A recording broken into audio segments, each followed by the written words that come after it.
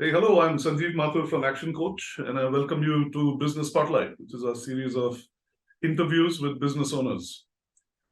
We love having these conversations to promote collective learning in the community. Today, I have with me Nizam Mohamed. Nizam is the founder of Prolaborate and SaaS platforms and is a co-alum with me from ISB Hyderabad, which we discussed a little bit about a few moments back, and of course from Melbourne University. So it's great to have you with us today, Nizam. Yeah, thank you, Sanjeev. Appreciate this opportunity. Good to be in the show. I'm sure our audience would love to learn about your journey, your transition into business, and about what Prolaborate does. Sure. Yeah, so about us, like Prolaborate and the SaaS platforms that we are managing is an enterprise solution for architecture and business process management.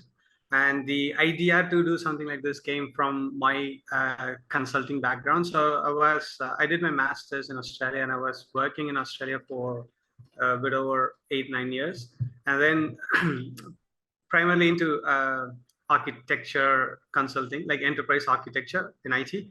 And then we came back to India with a purpose to set up something. So I finished my MBA from Melbourne Business School, and with this whole intention to come back to India and set up something. So that was the goal. And when we started, we just started as a consulting firm because I was just trying to bring my background with a small team and do it in the Indian region. But as we were working on it, we kind of figured out there is an opportunity for a product in this space. Like the existing products had a few things, but there were gaps. So we kind of came up with a product, and that's what is Prolaborate. It's professional collaboration. That's what it stands for. And over a period of time, that product kind of got got into limelight, and then it was later on acquired by another Australian company. So we are kind of in a joint venture sort of with an Australian company. So we share their brand, which is Spark Systems, and we have a global clientele close to about 450 global deployments, out of which around 102 or 103 are the Fortune 500 companies. So it's because it's an enterprise solution for the large companies, and with a really good brand associated with us, we are able to make some good inroads. So we started with a very small footprint. I think we are doing fairly well now. Our team size is not that large. It's roughly around 110 people now, but still the presence across the globe has been quite good.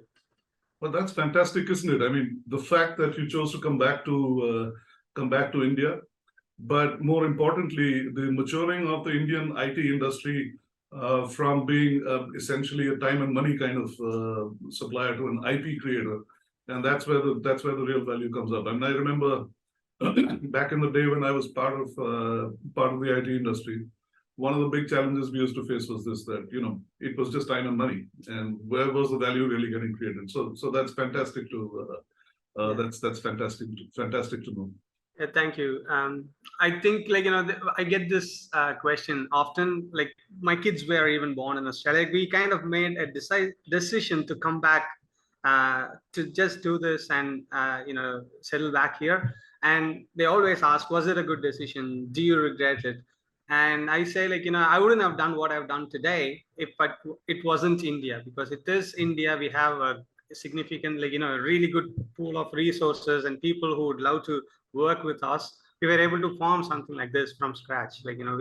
I would have been in a senior position sitting in a company if I were there, but this is a completely different journey, which is rewarding. Yeah, which brings me to an interesting sort of fork in the road. Let me ask you this: if you had to start from square one in business, what would you do differently?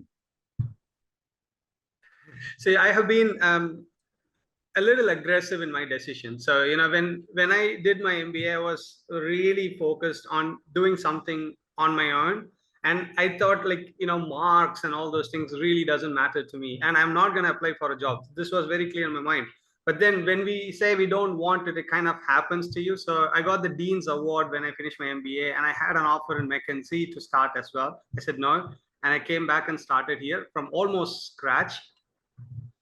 The kind of risk I took, and the kind of risk I put the people around me, has been a little on the higher side. Like, I'm glad it worked out, but it could have gone the other way as well. In which case, it would have been an effort to bring it back. And it wasn't the first time. So the first time was a consulting kind of a setup in 2013. But then when we decided to go with the product, I know it's going to be even more risk because that's a significant investment to develop a product, a couple of years in the making.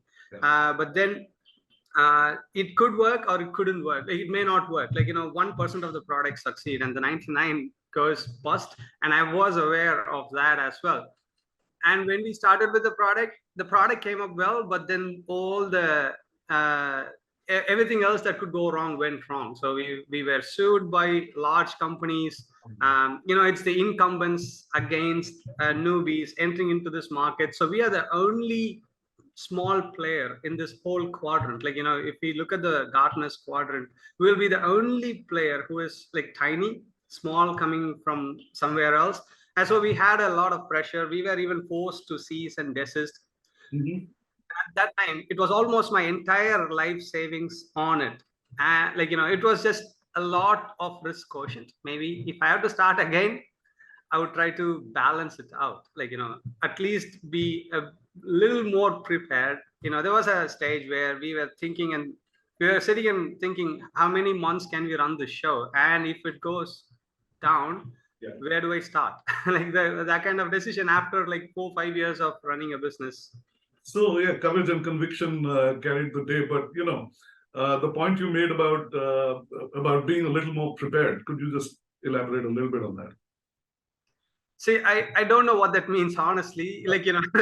But it's about risk and reward. Business is about risk and reward. And like Steve Jobs say, any sane person will quit. Business is not as green as it sounds from outside. Any successful startup is, overnight success is 10 years in the making, minimum, is what I usually say.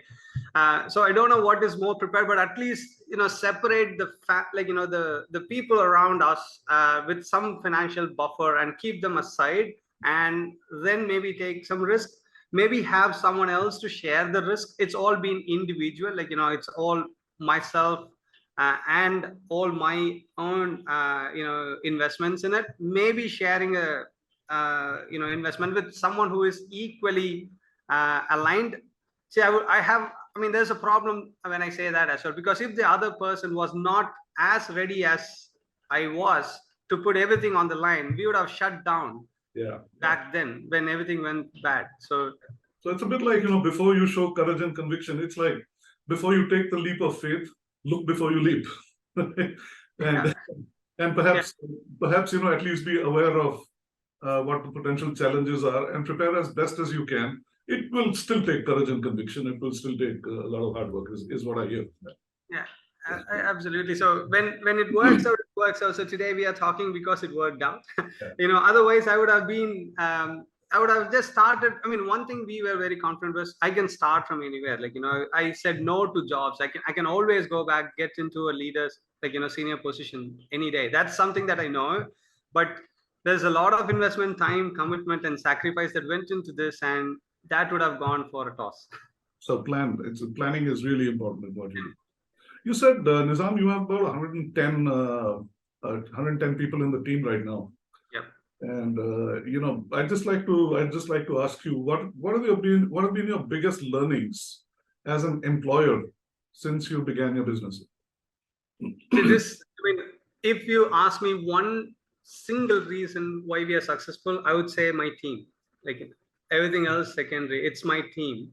And the people who joined us on day one. So I'm very fortunate. We had maybe 4 or 5 people leaving us in the last 10 years, and that's a record. In my opinion.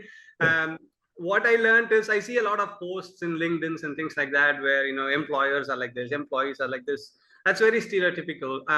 In my opinion, if you treat them the way you want to be treated, and if you're really honest about it, they will appreciate it as well. So the people, there were two guys left us recently, but they left us after all the hardship. So we were sued, we were asked to cease and desist, but those guys stayed with us at that point of time. And they left us when things kind of settled down. and we invited them over in our 10th year anniversary. So I invited the people who left us 3 years back to come back, so that I want to thank them personally. I still talk to them. That's So fantastic. that kind of, respect, if we share the respect, this is not an employer-employee thing. It's a team, and they believed in us. So good thing is we haven't had any defaults in payments or salaries till date, but everyone knew what was happening around. Like, two large companies, one from Germany, one from US, suing us, asking us to close and desist. Any person would have that insecure feeling to leave, but these guys stuck with me. So I am grateful to my team, at least the core team, where I had an individual conversation. So I've driven to Bangalore from Chennai to have a dinner with this guy, just to convince him that there is a story that I would like to carry. Today I have a name, I have some business, I can tell to hire people, but then it was just myself and the story that I carried. So people is the only reason we are where we are. But the stories that we see in LinkedIn's about employee being being critical and being pessimistic, that's all stereotypical, and the HRs are kind of making it a big drama. In reality, we operate as one team, and we kind of care for each other. So we're not mechanical. We actually care for the results, and we go any extreme to do it. But I also wanted to set up a culture where I would like to work. We never work on Saturday, Sundays. If there's someone who is doing a late night call or something like that, I would make sure I check with him to say, why did you even end up doing it? That's not what we have to do. It could wait if it can wait. Only in extreme situations, when things are falling apart, even without me calling, they will automatically come and assist. So it's a very good experience, and I love what I'm doing today, and that's because of my team. That's fantastic. I mean, I hear three things. This is a rare thing, by the way. A lot of people have a lot of trouble with hiring and with retaining people, and things like what happens if I train all these people and then they become good at something and then somebody else hires them for a little more. But what I hear is the operative word is culture. It's about relationships. It's about teamwork, and that's what's really kept you guys together. And respect. That's the fourth word. Respect, because that opinion, that's what I'm saying. Everyone kind of has that notion of, we should put them on a binding contract or something that will, if you start with that, they will have that intention to leave. So if I say you have to stay with me for 2 years, the 750th day he will leave. So what we will do is we will hire with a positive. Say we have the challenges in hiring. I'm not saying we don't have any challenges hiring, but it's hiring. But we have, once they are in, we treat them as like one family. Like I wouldn't want to be more like family or like cliche terms, but it's a team, and they get that sense of feeling once they come in. So hiring is a challenge even today. The new in this current market when everything is hyped up, but we look for certain attributes more than technical superiority. We look for culture. So if someone has any kind of an attitude or doesn't match our frequency, whomever he is out. He could be the best in the world, he's out. Because we want to just make sure he aligns with the culture. He cracks jokes with us, and he just walks with us. So that's the primary thing. Yeah, it's amazing how few business owners actually think about the culture of their organizations, the work culture, the way people communicate with each other, the language they use, the systems, processes, whatever constitutes a culture. So I want to congratulate you on that.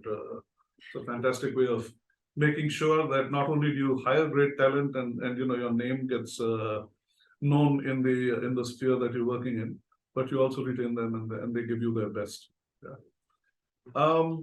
What would be some of the common misconceptions about running a business in your industry, and how do you address them? See, in terms of misconceptions about a business, it all looks easy from outside. It just looks okay. He started this with this idea, he just made it work. I don't think that is the case with any business anywhere. Like there is going to be a really hard time. Maybe 1 in a million will have a real overnight success, but everyone else who has succeeded would have had a journey that they would have carried. And running a business, there is nothing as BAU, business as usual. There's always going to be things that will go wrong in various ways. I think the founders mindset should be ready to do anything. Like I mean, there were days when I have even mopped my floors, like because there was some water leakage when there's no one there. Like that you shouldn't. And now even if there were like things that looks to be smooth, if you go to the trenches, there's going to be some gaps that you can fix to make it work better. So the misconceptions, in my opinion, when we look at it from an outside, like I have read stories in the past and think, oh wow, that guy was very lucky, he just got it there. But there's no luck. I mean, luck is to an extent, but he would have definitely committed, he would have had the conviction, and he would have been like persuasive to just keep going. So that's what I think. And we always keep a critical eye on ourselves. We'll never take things for granted. It may look like we are making good progress, but that's not it. Like there could be another thing that you may want to focus on. So keep innovating. Like there's, if you stick on one idea with the current moving world, it's just going to render us obsolete in no time. So not just myself, even the team kind of keeps looking for new ways of differentiating ourselves and emerging forward. So I think that's kind of what I want to share on that. So what are the one or two key things that you're keeping a critical eye on these days? So critical eye is, how relevant are we in the market today is one main thing. Like, I would say we kind of invented, or like, we developed something that was state of art, but it is just 6 months since then, like AWS recognized us and wrote a case study on us and things like that. But that is not it. We are already in lookout for what's next. So as we are experiencing what we did, now comes the AI and chat GPTs. And so that would render us out of date very soon. So we are already doing the next thing, how to kind of keep up with the progress. So being critical on where we stand today in terms of technological relevance is one thing. And the second thing is, are we able to maintain this startup culture in a larger scale? Like, that is another thing that is always keeping us worried, because we have tried very hard to build this culture from top down. And then there are new teams, new layers forming. So one of my responsibility is to sit with the most, junior teams, listen to them, make sure it's going smooth, and go take it back to their leaders and make sure it's all smooth. So these are the two things which I really focus on. Fantastic. So, it sounds like a good, solid story. And what do you attribute your growth to? Firstly, it's the team. As I said, like, team being very progressive. Like, we would have just delivered something incredibly good. In my opinion, we would have worked 1.5 years or something to deliver a really niche product, establish the right partners. So we work with partnerships. We have partners in the US and Europe, multiple countries in Europe, because we know our limitations. We don't have the channel strength that a large company will have. So we work through partners. So it is at least 1.5 years before we launch something. And I would have just come back from Europe or US and wanted to share the success, but there'll be Ravindran from my team and Ashit who will be sitting with a paper and pen to say, what's next? I said, like, hey, I just came back. Like, let's just enjoy the success. No, what's next? So that is the team, and the progress that they want to make every day is a big thing. And like, we also, to an extent, I would like to attribute to the subject matter expertise, because I come from this background. It's a niche area. It was a huge risk. It's a very niche area. I was not sure how it will fly, but the subject matter expertise, I have been in this particular domain for a little over 17 years. So this is my 18th year in this domain, and it's a very niche domain. So we could actually call people in any part of the world, and they would, in this space, and they would mostly recognize us. So that is another thing. I guess, team and our expertise in this, in this particular niche space, and the passion to keep innovating. I think that's what I would say has been keeping us going so far. And what is it about growth that keeps you awake at night? Next 2-3 years. Relevance, you said, yes.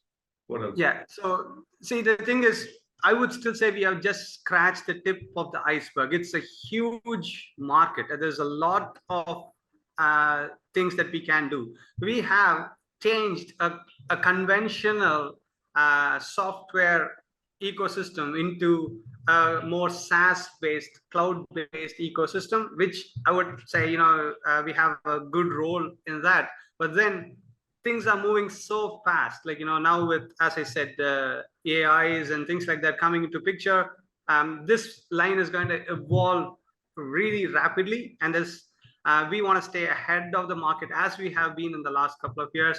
And the next 3 years, we want to reposition the way people work using this artificial intelligence. I wouldn't, again, these are cliche terms, but there are incredible possibilities that this ChatGPT and OpenAI has opened, and we want to tap into it and multiply our market share by multi-folds. There's like huge potential. So if you look at the conventional, like the hockey stick growth, we are just in that dip. We are just coming out of the dip. That's how I see. So the exponential growth is ahead of us. Excellent. So it sounds like you're a busy guy. I mean, how do you balance your personal life with the demands of running a business? If one thing has gone for a toss, that would be the personal life. Like, thankfully, thanks to COVID, I should say, I had some opportunity to learn who my kids are.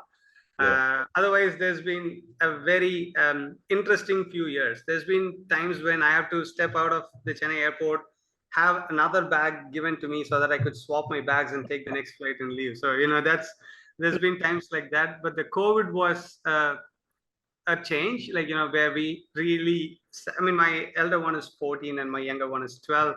And I'm glad I am now understanding who they are and like spending more time. But it's like, that's always the thing which I'm not 100% comfortable. At least now I think I'm better. And sleep, like, I do run, I do ride, like, I spend at least an hour or so for myself in the morning, and that would mean like, lack of sleep and things like that. But that's part of running a business. I don't think that is anyone is except kind of exempt from that. Yeah, well, at some point in time, you've got to have the team that's going to drive this for you, and that's really what my next question or my last question is about. So, what kind of qualities do you look for in employees, and how do you foster kind of a positive and productive work environment? You touched upon that when you talked. Yeah. But so in terms of qualities, as I said, like, yes, technical understanding and subject understanding is good, but we really look for the cultural fit first. Like, if they are on the team, they should feel like, they are not in a hostile situation. And one thing that we have never compromised on is attitude. So there's been instances where we have to really send a new hire back home on the second day if he or she kind of expresses something that doesn't align with the way the teams are used to here. Like, if there's attitude or like, superiority or anything like that, we will just not tolerate that. That is the only thing that we have been doing. In terms of growth and how we are sharing responsibilities, we do not refrain from giving responsibilities if they are capable. Like, we don't mind about how many years they are experienced, what kind of background they have.